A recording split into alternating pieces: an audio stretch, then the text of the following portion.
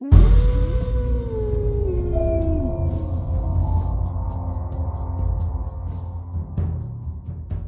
कहानी के लेखक है विजेंद्र कुमार कर्ण। आज 3 दिन हो चुके थे। नरेंद्र से ना तो कुछ खाया गया था और ना ही वो सो पाया था। उसे समझ नहीं आ रहा था कि वह कैसे अपने बच्चे पिशाच से पीछा छुड़ाए। इधर उसके बच्चे का पिशाच उससे बार बार पानी मांग रहा था। पिताजी, पिताजी आप मेरी बात क्यों नहीं सुनते हैं? कृपया करके मुझे पानी पिला दीजिए ना। मुझे इतनी प्यास कभी नहीं लगती थी। पिताजी, पता नहीं मुझे क्या हो गया है। मेरा गला हमेशा सूखा रहता है। नरेंद्र बार बार एक ही बात सुनकर परेशान हो गया था, लेकिन अब वो चाहता था उस पिशाच की आवाज उसके कानों में ना पड़े। अगर मेरी यही हालत रही और मैंने कुछ नहीं खाया पिया तो मैं मर जाऊंगा। क्या करूं? मैं क्या करूं? मैं अपने कानों को बंद कर लेता हूँ, ये ठीक रहेगा। पहले तो वो अपने हाथों से अपने कान को बंद करता है, लेकिन बच्चे की आवाज आती ही रहती है। फिर वो सोचता है क्यों ना एक कपड़ा अपने कानों पर बांध लूं। हाँ, उसे एक कपड़ा मिल ही जाता है, लेकिन जैसे ही उसे उठाकर वो अपने कानों में बांधने की कोशिश करता है, उस कपड़े में आग लग जाती है। अरे इसमें आग कहाँ से लग गई? यहाँ तो कुछ भी नहीं दिख रहा जिससे आग लगे। अचानक उसकी नजर कमरे में जाती है। उस बच्चे का पिशाच उसे अब कहीं नहीं दिख रहा था।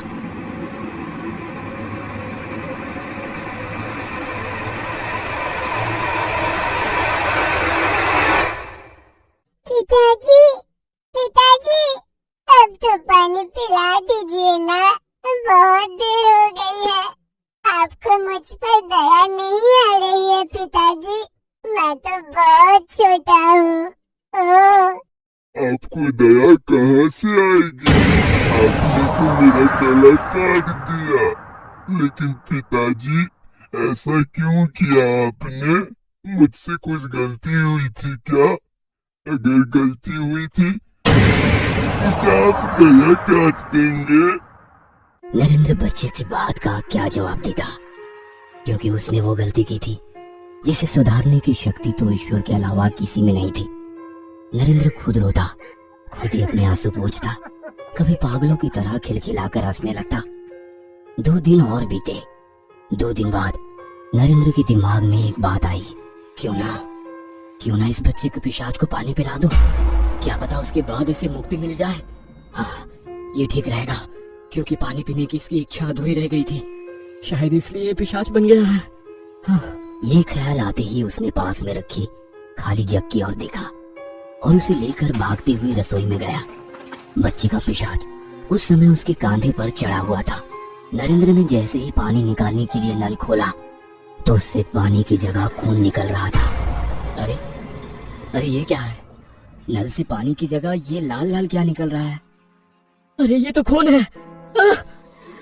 उसने जग को वहीं फेंका और भागकर घर के अंदर आया। उसने फ्रिज खोला, लेकिन फ्रिज खोलते ही उसे वहां पर बच्चे का कटा सिर हंसता हुआ दिखा। वो बहुत डर गया, लेकिन उसने उस तरफ ध्यान ना देकर उससे पानी की बोतल निकाली। लेकिन ये क्या, इन बोतलों में भी पानी नहीं थी, उसमें भी खून भरा हुआ था। यह देखकर उसके हाथ से बोतल छूट गई और बोतल में भरा सारा खून फर्श पर बिखर गया। तभी नरेंद्र देखता है कि उन बोतलों में फिर से खून की जगह पानी दिखाई देने लगा। वह तुरंत एक गिलास में पानी निकालकर पिशाच को देता है, लेकिन ये क्या, नरेंद्र जब भी उसे पानी देता है तो वो गिलास उस पिशाच के आर पार चला जाता है। यह देखकर नरेंद्र चीख मारकर बेहोश हो गया। जब वो होश में आया तो उस बच्चे का पिशाच उसकी छाती पर सोया हुआ था। जैसे ही नरेंद्र ने आंखें खोली, बच्चे का पिशाच भी जाग गया और फिर से अपनी वही बातें दोहराने लगा। मुझे छोड़ दो मेरे बेटे, मुझसे गलती हो गई, मुझे छोड़ दो।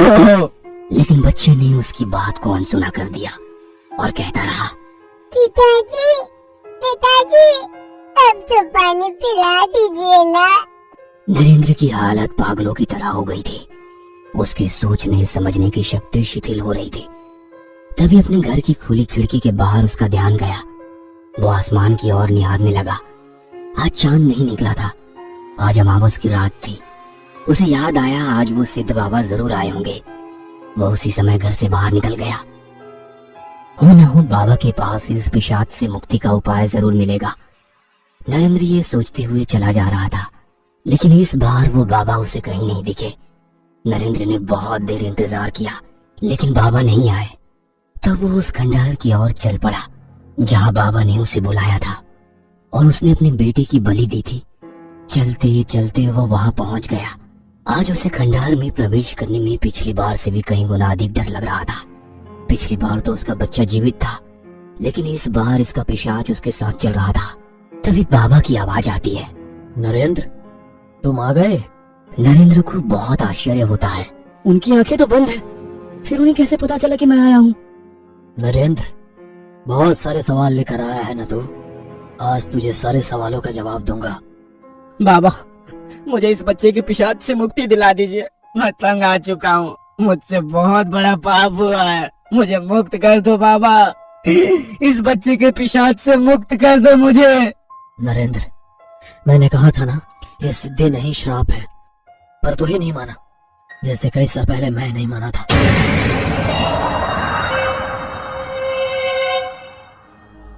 तू कुछ दिनों में परेशान हो गया नरेंद्र। मैं तो ये श्राप पिछले 70 सालों से भुगत रहा हूँ। 70 साल पहले मैं भी तुम्हारी तरह ही था। मुझे भी सब कुछ चाहिए था, सारी खुशियां चाहिए थी, धन चाहिए था, दौलत चाहिए था। तो मैंने भी वही किया था जो तूने किया। मैंने भी एक बच्चे की बलि दी ताकि मुझे भी उस बाबा की सारी सिद्धियां हासिल हो जो हमारे गांव आया करते थे। और फिर उस बच्चे का पिशाच मेरे भी पीछे वैसे ही लग गया जैसे तुम्हारे पीछे। हर वक्त वह मुझे दिखाई देता, हर वक्त वह मुझे मेरी गलतियों का एहसास कराता। सिद्धि के रूप में श्राप मेरी किस्मत में अपना काला पन्ना लिखने आ गया था। तंग आकर मैंने एक दिन खुद को मारने की कोशिश की, लेकिन मौत मेरी किस्मत में नहीं थी। मैं जंगल में कई दिन भूखा प्यासा पड़ा रहा, कभी भूख से बेहोश हो जाता। जंगली जानवर मेरे शरीर को नोचते रहे। एक दिन उससे सिद्धि बाबा की नजर मुझ पर पड़ी, जिनसे मैंने सिद्धियां ली थी। मैं रोते हुए उनसे पिशाच से मुक्ति की बात कही। बाबा ने कहा, पिशाच से मुक्ति लगभग असंभव है। हाँ, सिर्फ एक दिन के लिए मैं ऐसा कर सकता हूँ कि उस एक दिन कोई तुझे ना दिखे, और वो दिन अमावस का होगा। मैंने सिद्धियां तो प्राप्त कर ली थी, इसलिए मैं अमावस के दिन अपनी सिद्धि से लोगों की मदद करने लगा।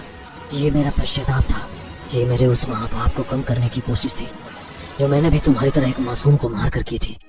ये श्राप कई पीढ़ियों से चल रहा है, ये एक के बाद एक को अपने चंगुल में लेता है। इससे कोई मुक्त नहीं हो सकता। बाबा, आप तो सिद्ध पुरुष हैं। माना कि आपने भी हत्या की है, लेकिन उसके बदले में आपने कई लोगों की मदद भी तो की है।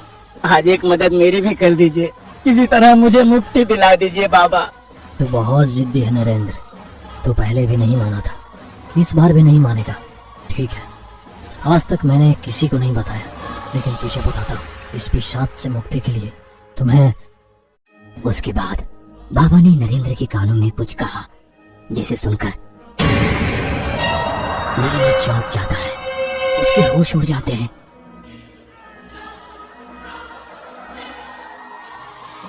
लेकिन नरेंद्र को किसी भी कीमत पर मुक्ति चाहिए थी, इसलिए वो निकल पड़ता है किसी की तलाश में। वो गांव गांव घूमता है। इस बीच बच्ची का पिशाच भी उसके साथ ही रहता है। कई दिनों की अंतहीन तलाश उस दिन खत्म हो जाती है जब नरेंद्र की मुलाकात देवचंद नाम के आदमी से होती है। वो भी नरेंद्र की तरह ही बाबा जी की सिद्धि प्राप्त करने के लिए आतुर हो जाता है। तब नरेंद्र उससे कुछ सवाल करता है। नरेंद्र उससे पूछता है, क्या तुम्हारी शादी हुई है? वो बोलता है, हाँ, बच्चे हैं। इसका जवाब भी वो हाँ में देता है।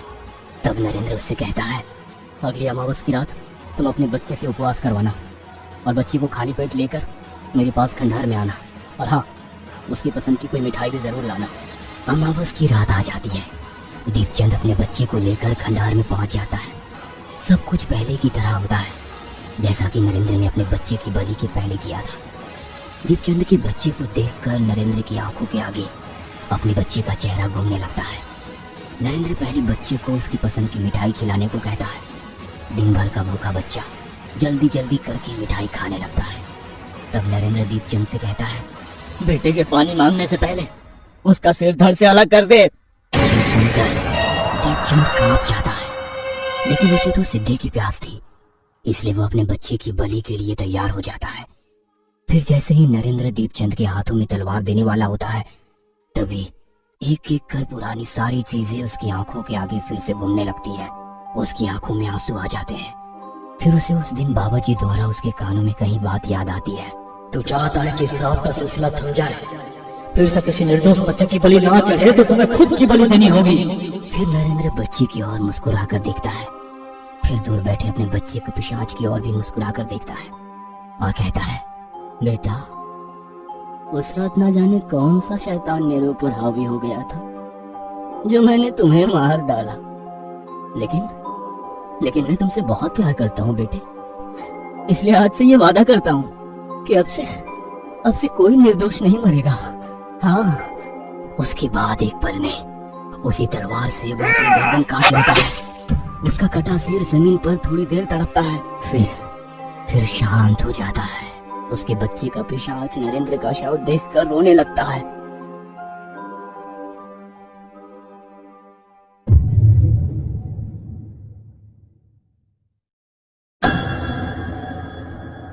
ये कहानी आपको अच्छी लगी हो तो हमें सब्सक्राइब करें, हमारा इंस्टाग्राम और फेसबुक पेज जरूर फॉलो करें। अगर आपके पास ऐसी ही कोई कहानी हो तो हमें कमेंट बॉक्स में भेजें। हम कोशिश करेंगे कि अगली एनिमेटेड स्टोरी आपकी होगी।